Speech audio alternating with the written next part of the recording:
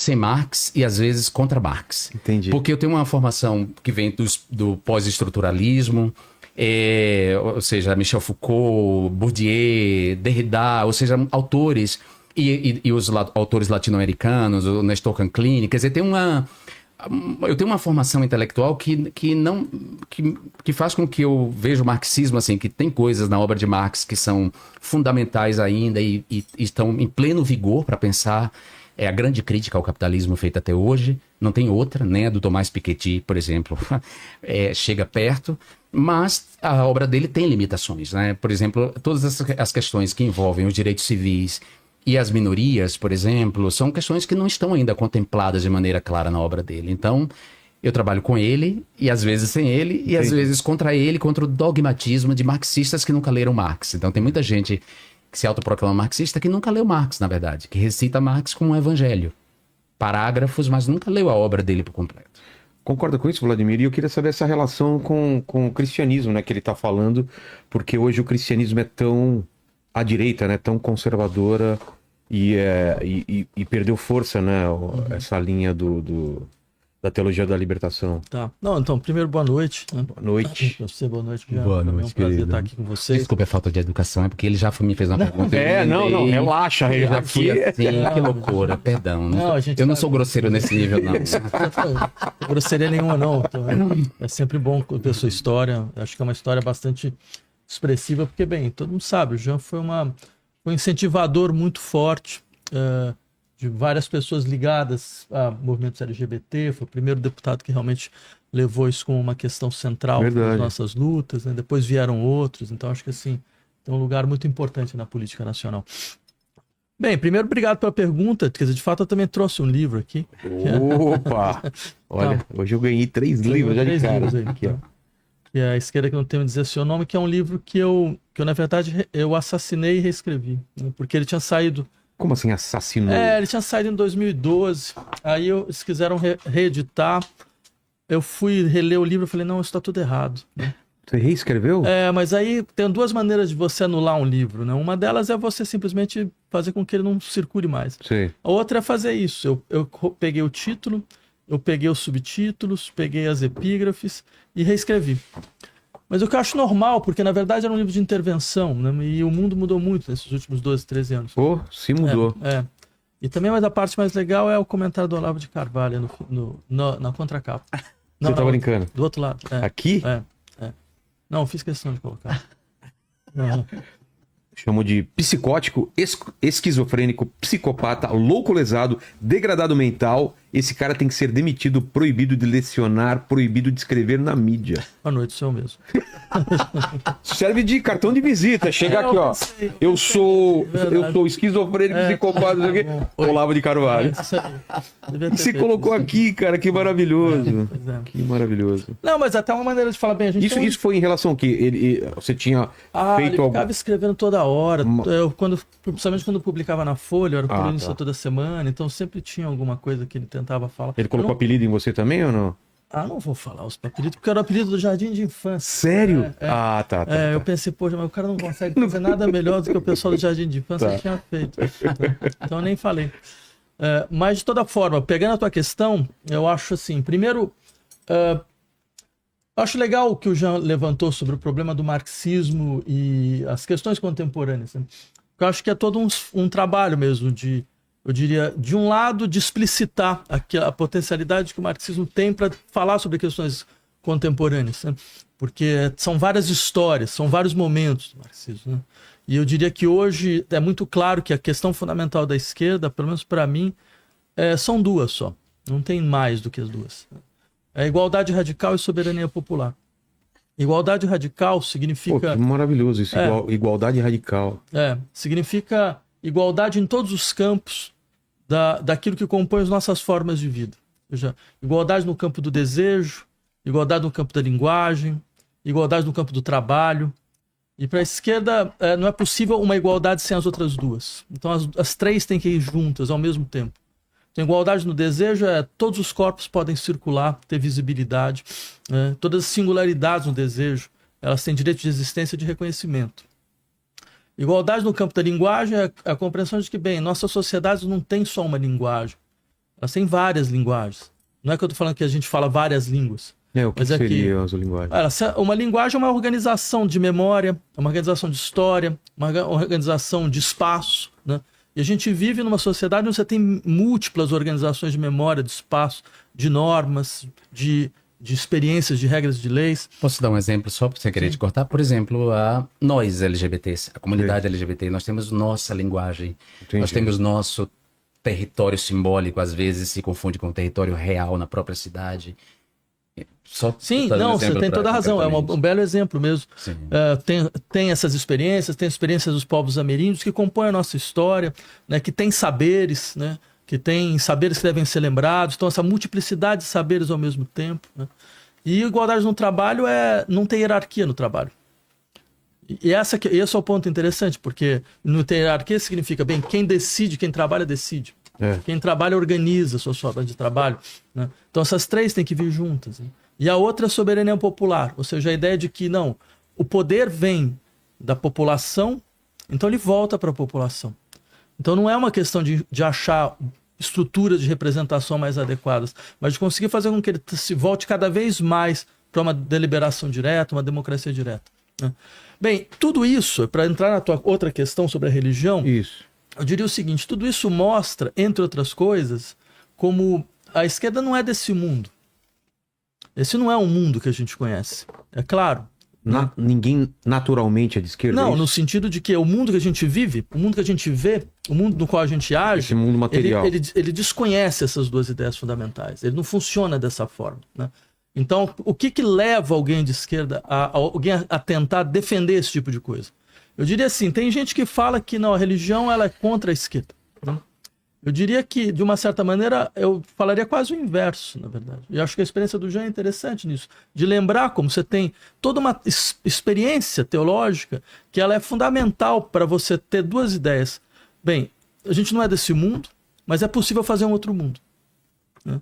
Esse mundo não é nosso exatamente. Que é o discurso de Cristo também. Mas é possível. Não somos esse mundo. Exato. Então, ou seja, você tem a política, ela tem um pouco como Prometeu, sabe? Aquele sujeito que rouba o fogo dos deuses. Eu sempre achei que era um pouco penalizado.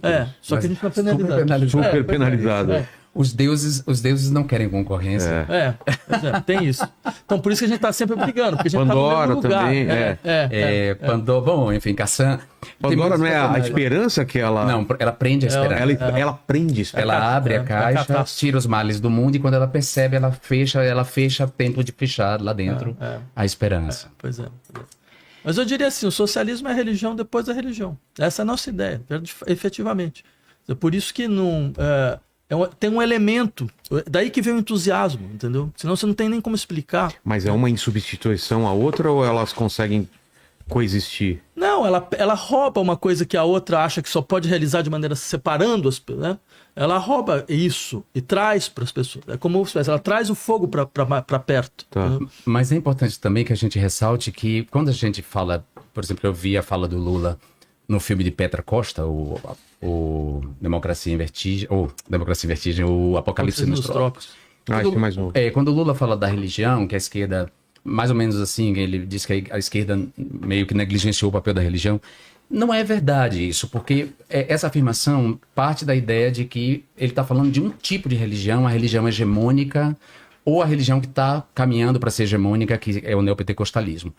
Olha, se a gente pensar nos povos ameríndios e nos cultos dos povos indígenas, e se a gente pensar no próprio candomblé que se plasma sob a hegemonia do catolicismo no Brasil e toda a sobrevivência do panteão, dos orixás, ou mesmo no caso do Maranhão, que abriga duas casas, né? A Casa Fonte Achante, por exemplo, tem duas tradições, a tradição dos voduns, a tradição de Queto.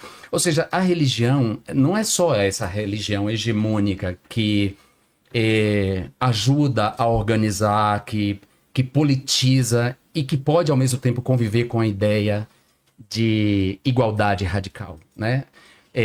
Porque quando a gente fala em religiões que são intolerantes e nessa relação conflituosa da esquerda com a religião, a gente sempre só pensa nessa religião mesmo hegemônica, mas a esquerda não tem uma relação conflitante com religiões minoritárias que sabem, por exemplo, qual é o seu lugar num Estado laico, certo? Numa república democrática e laica. Então, eu acho que é bom a gente trazer Não, eu isso. acho legal que você tenha lembrado dessa passagem do filme da Petra. Né? Sim. Eu até escrevi na Folha um artigo exatamente sobre esse momento. Porque ela entrevista o Lula e o Lula fala, acho que o problema do socialismo é que ele não levou em conta a religião. E eu achei engraçado por duas razões. A primeira deles é porque, bem, se tem alguém tentou trazer a religião para dentro do governo, foi o PT. Né? Por favor. Exatamente. A primeira junção, a primeira aliança foi com o PL. Né? Isso é o que é mais engraçado. Isso você fala quando o PT chegou no poder. Chegou no poder. Porque se a gente lembrar No Lula que... 1, vocês estão falando? No Lula 1. Que era o José Alencar. E a igreja evangélica nunca cresceu tanto quanto e no a Lula 1 e Universal no do Lula Reino 2. de Deus fazia parte da base. Fazia parte da base mesmo? e a Record ganhou poder no Lula 1. Então, ganhou não vamos nem falar disso. Eu vou dizer que Lula esqueceu simplesmente que o PT é feito de 3 forças políticas organizadas. Exatamente. A esquerda católica, orientada pela teologia da libertação, o movimento sindical, o movimento operário e a burguesia ilustrada. A intelectualidade ilustrada, quer dizer, a classe dominante ela é dividida entre os vitoriosos da educação, que é essa burguesia ilustrada de pessoas, digamos assim, ricas, nascidas e herdeiras, mas que têm uma certa consciência e estão do nosso lado. Então, essa intelectualidade essa é a terceira força que constrói o PT. Então, essa fala do Lula é uma fala que eu acho que ele apaga a história do próprio partido. Ou seja, o socialismo não negligenciou a religião, porque a teologia da libertação era uma teologia socialista. Não, e o mais engraçado é que assim, isso coloca uma questão, que a questão, então, se não negligenciou, qual foi o problema? Eu diria, na verdade, o problema foi outro. O problema foi que você começou a entender que fazer política era tentar gerir o que era ingerenciável. Você esqueceu um elemento importante importante da religião, que era a ideia de ruptura.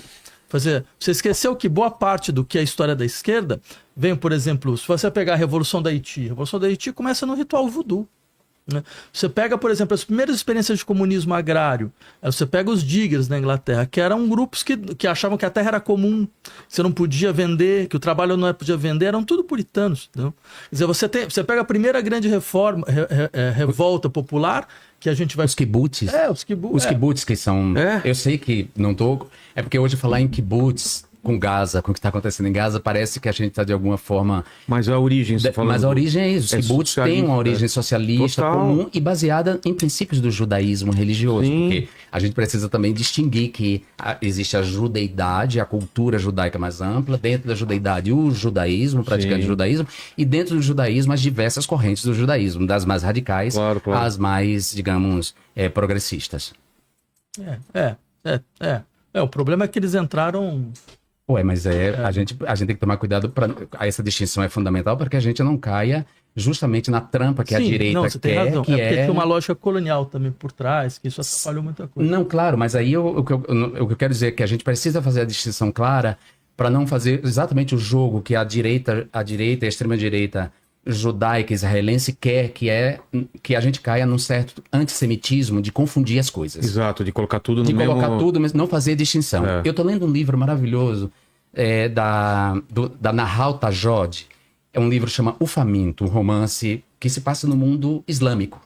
Isso para mim tem sido uma experiência incrível, porque ela tá me levando para um mundo que eu não tinha qualquer referência. Sabe, eu fui criado na cristandade, no mundo judaico-cristão. Então, toda a minha referência do calendário é judia cristã, é judaico-cristã. Então, ela me levou para um outro lugar, para um outro mundo, com todas as distinções que o Islã tem, com o Islã como cultura mais ampla, o Islã como religião, as diferenças entre as correntes políticas. Ou seja, é um outro mundo e a gente precisa fazer a distinção para não tratar todo o Islã como terrorista, porque aí a gente cai no estereótipo justamente...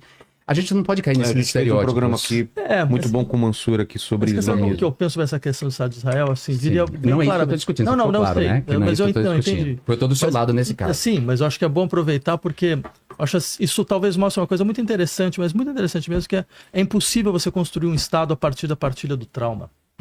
Como assim? Ou seja, essa ideia de que, bem, você tem um trauma coletivo. Que é o Holocausto. E o trauma coletivo ele vai ter que ser guardado. Ele vai ser guardado pelo Estado. Então o Estado guarda o trauma, né? Só que eu diria, o Estado ele nunca pode ser o agente que guarda o trauma, porque quem guarda o trauma não é o Estado, é a comunidade. Quando o Estado guarda o trauma, acontece o que está acontecendo agora, que é assim... Revanche? Não, qualquer coisa que pareça me colocar de novo na posição de tem vulnerabilidade... uma resposta violenta. Me permite que eu tenha qualquer tipo de resposta. Porque eu tenho guardado em mim, o Estado a ideia de que, bem, eu fui violentado e, afinal de contas, eu tenho o direito de me defender de todas as formas possíveis. E principalmente quando o Estado está submetido à extrema-direita, porque essa é a questão. O Estado de Israel está tomado por uma extrema-direita como... Que provavelmente vai ser preso em algum momento. E eu espero que seja preso e julgado por todos os crimes que ele tem cometido. Acho que sim, né? Mas assim, o Brasil esteve também sob a extrema-direita durante o governo Bolsonaro e quase houve um genocídio da população Yanomami. A gente não precisa se deslocar até a Palestina para falar de um devir de comunidades inteiras sob a gestão da extrema-direita. A extrema-direita israelense, ela não tem nada de especial em relação às demais extremas-direitas do mundo. Ela é igualmente violenta, ela é igualmente xenófoba. A extrema-direita, ela é meio que parecida? Vocês veem parecido? Claro, Olha, essa lógica de que, na verdade, você está numa guerra infinita, numa guerra contínua, numa guerra que não pode parar, porque a guerra é o que justifica a existência da extrema-direita. A ideia de que a sociedade está infinitamente em guerra. Certo? Quer dizer, de fato, você tem toda a razão. Ela é um elemento constituinte. Aqui a gente teve... faço parte da Comissão Arnes. A Comissão Arnes entrou no Tribunal Penal Internacional contra o Bolsonaro exatamente por genocídio indígena. E se a gente considerar, por exemplo, a atuação... E o que deu? O processo foi aceito. A gente entrou como curia, habeas curia, como é que é? Quando a gente amicus fala? Amicus curia, exatamente. O que é? Assim, que é quando você amigo da corte. Tá. Ao pé da letra, é uma expressão em latim. Outras instituições entraram, a gente entrou junto e o processo foi aceito. Então o processo está correndo. Da corte que eu digo penal. Claro. Mas assim, além dos Yanomami, se a gente pensar a atuação do Estado brasileiro na forma das polícias e do que chama de guerra às drogas, a gente pode ver o parâmetro da guerra civil aqui dentro, né? A gente pode ver o apartheid aqui dentro. A maneira como a polícia age de maneira distinta na periferia, nas favelas e no bairro rico. Ou seja, a gente não precisa ir à Palestina para ver essa realidade aqui, embora a Palestina espelhe isso, né? Então, eu digo isso porque a gente tem que tomar muito cuidado, porque nessa coisa, todos somos solidários, todos somos Gaza nesse sentido, né? E quem melhor formulou essa ideia que Gaza está vivendo foi uma judia, que é a Hannah Arendt, num livro curto dela, que ela escreveu para um jornal chamado Menorá, que chama Nós, os Refugiados. E veja, a formulação dela ali era sobre a comunidade judaica, mas hoje, se você ler, serve para diversas comunidades, cujo destino é se tornar um refugiado das guerras civis e étnicas, de guerras como a de Gaza, quer dizer, o ataque de Israel a Gaza, os deslocamentos de populações inteiras por causa de mudanças climáticas. Não, e é bom lembrar da Hannah Arendt, porque a Hannah Arendt foi quem acusou o líder, o fundador do partido do Netanyahu, que é o Likud, de terrorista. Menachem Begin. Ela falou, ele era um terrorista, porque de fato eles participaram. Que época foi isso? Foi década de 40. Você pode encontrar, ela faz uma carta junto com o Albert Einstein, sai no New York Times, é uma carta famosa. Não, eu acho um dado importante. Eu acho assim, toda época tem um fenômeno que é um fenômeno que divide águas, né? Eu acho que realmente essa questão de Gaza é um fenômeno divisor de águas da nossa época, porque a gente está vendo uma espécie de laboratório de dessensibilização social. Porque a questão não é só a violência, a brutalidade, mas a brutalidade e a violência que você vê todos os dias. Você abre o teu Instagram, tá lá, 30 pessoas foram mortas procurando comida. Né?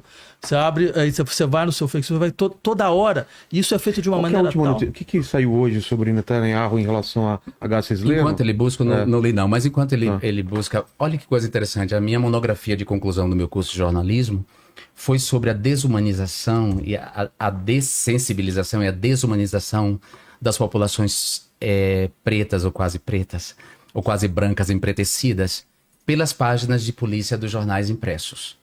Ou seja, as páginas de polícia dos jornais impressos, que hoje existe muito pouco, mas eram páginas que era como se fosse o programa do Datena impresso. É um programa que cobre a criminalidade e a delinquência da pobreza, que transforma as pessoas pretas, moradoras das periferias, em inimigas internas e que justifica toda sorte de violência contra elas. Então veja, o que está acontecendo em Gaza já acontece dentro do nosso território, com os nossos. Claro que Gaza virou Mas aqui de uma forma coordenada ou... de uma maneira, instintiva? de uma maneira coordenada. Se você perceber, queremos Isso tomar... foi de hoje, ele quer tomar o controle total de Gaza. Ou seja, ele já não disfarça mais, né? Já não disfarça mais. Mas aqui, como você estava falando, Mas dos aqui jornais... já fazem isso com as desses populações. programas da tarde, policiais... Por que, por exemplo, nunca se respeitou o direito à privacidade, à imagem de pessoas pobres que são expostas antes de serem julgadas em programas de televisão vespertinos ou nas páginas de Os polícia? ricos São preservados, cobrem o A rosto. menina saiu com uma sacola, né? Com uma bolsa na cabeça, Exato. que ela roubava... Ou, por exemplo, a menina Nardoni, influenciadora. por exemplo, moveu o país. O assassinato da menina Nardoni, porque era uma menina branca. Quantas meninas da idade dela, preta, são mortas de maneira horrível no nosso país? Então, essa desensibilização... Da Suzane? Não, a menina Nardoni, aquela criança que os pais, os pais mataram. Porque também, né? A Suzane, loira, né? a Suzane foi um fato fora da curva e ainda assim, veja também no caso dela, ela era assassina. Eu tô falando dos casos em que a vida dos brancos, a vida dessa Vale gente mais, vale muito mais. Então, entendi. essa lógica não é uma lógica que se inaugura com Gaza. Na verdade, Gaza se conecta com uma coisa que já está em países em desenvolvimento, ou a periferia do mundo, digamos. Então, talvez a nossa O que solidariedade... aconteceu em Timor-Leste. Ou em 92, o genocídio em Ruanda. Sim. Quer dizer, a África subsaariana, por exemplo, A história se repetia. é esquecida, por exemplo. De fato, é uma questão importante mesmo, que é assim, existe uma lógica colonial que ficou. Porque a lógica colonial, ela divide as pessoas em dois tipos de pessoas. Aquela que você vai reconhecer como dotado de uma possibilidade de ser protegido, direito de ter um estado de proteção, e aquela que vai ter só um estado predador. Aquela que que a vida não conta. Que a vida é meio isso. 9 pessoas mortas na última batida policial em Paraisópolis. Não tem história, não tem nada. Não tem imagem, não tem sensibilização, não tem luto, não tem dolo. Verdade, essa é uma estrutura colonial que ela fica nas sociedades como a nossa, ela fica em várias sociedades, ela fica nas sociedades centrais como elas agem com as sociedades periféricas. Mas o fato impressionante para mim é que, assim, a gente sabe disso. A gente sabe disso. Isso foi um objeto de reflexão das universidades, movimentação do pensamento crítico e tal, não sei o quê. Aí, de repente, aparece um negócio desse, da mesma natureza, amplificado, na sua frente, 2 anos, todos os dias. E aí, por exemplo, eu posso falar, porque do meu espaço, da universidade, eu juro que eu imaginava que boa parte das universidades do mundo, os universitários, o pessoal do pensamento crítico, o pessoal pós-colonial, falaria isso é inaceitável, é insuportável, é impensável. Mas o que a gente viu foi uma coisa muito diferente. Se não fossem os nossos estudantes, que são corajosos, que foram os estudantes que no mundo inteiro levantaram bandeira, estão aqui sendo perseguidos, estão sendo expulsos, blá, blá, blá, as universidades teriam ficado caladas. Né? Salvo raríssimas exceções. Raríssimas, honrosas e heróicas exceções. Muito interessante, gente que veio do pensamento do pensamento queer, o Judith Butler, certo? Gente que veio do movimento negro, como Angela Davis. Eles falaram de maneira muito honrosa nesse sentido. Agora, o silêncio dos outros foi terrível. Isso coloca uma questão muito importante, eu acho. Que assim, tem situações, como eu disse, são situações dramáticas. Nessas situações dramáticas, você espera que o pensamento seja capaz de ir na frente do drama. Ele pensa o drama antes que o drama ocorra. Ele fala, isto vai ocorrer. Se você não tem essa força de falar para antes que ocorra... Mas olha que coisa curiosa, né, Vladimir, como isso também acontece.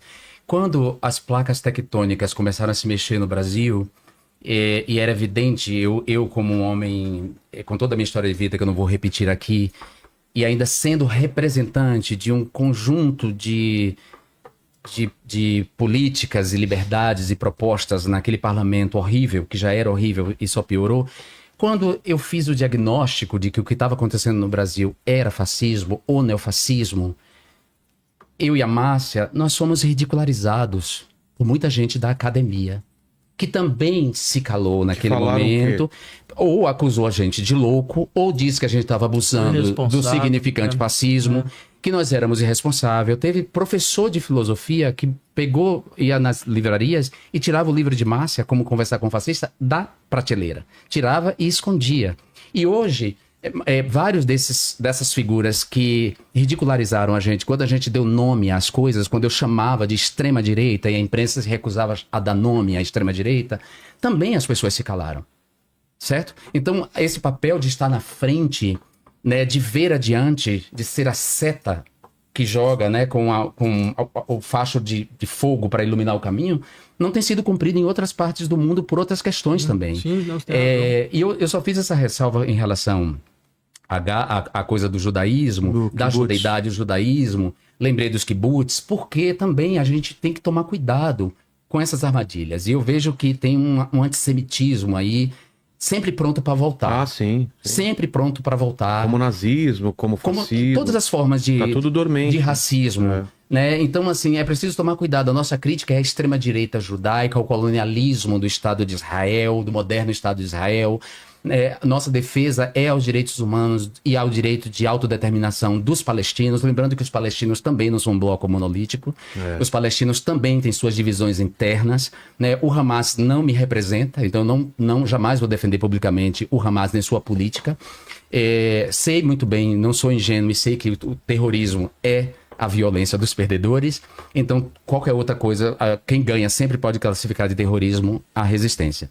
Mas o que eu quero dizer é que a gente não pode tratar como blocos monolíticos. É uma questão importante mesmo. Eu diria assim, eu, por exemplo, eu sou pela lei internacional, pura e simplesmente. Eu também. Assim, a lei internacional diz muito claramente, sabe, os territórios são de quem, até onde tem que